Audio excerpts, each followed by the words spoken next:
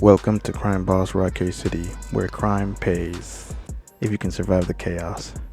Crime Boss contains two modes, multiplayer and campaign. For multiplayer, you pretty much do online missions, heists, small jobs that you would do on campaign. You could also join somebody else's server and help them out with their heists.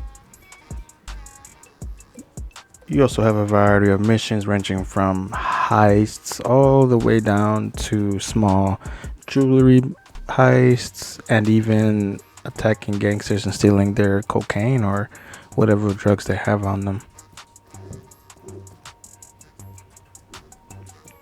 Urban Legends is by far my favorite of the multiplayer. You do a grouping of 3 missions.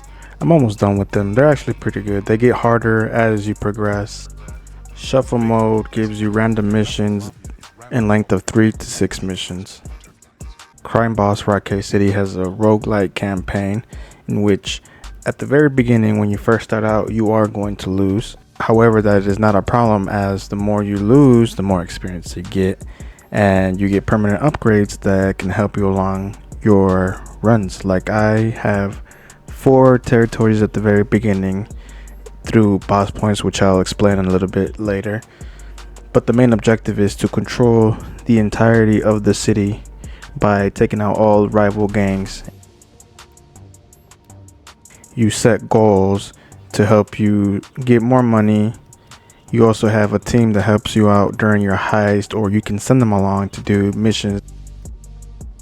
You also have an office that lets you sell your stash, which, by the way, sell your stash at 40 to 45% to get the most money. You also have loans, which I really use towards the end when I know I'm about to win, so I could buy some of the assets which help you get more boss points. Those boss points are what give you the permanent upgrades. You also get boss points for winning campaigns, but this is a fast way of earning some boss points and getting some really good permanent upgrades. They all vary by price, but the more you do missions and heists, the easier they get to buy. It's your entourage where you get to see where your permanent upgrades go. So far I haven't really upgraded the boss or touchdown.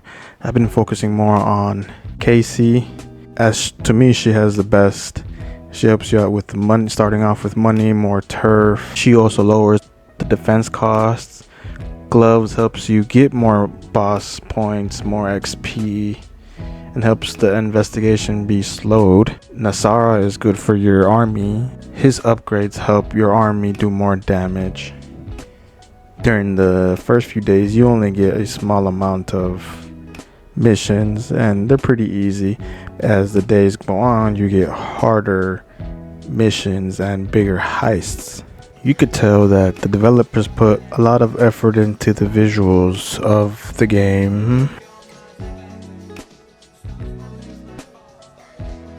The game is set in the 90s and they did a good job of showing what the 90s looked like, even though I wasn't old enough to experience the 90s.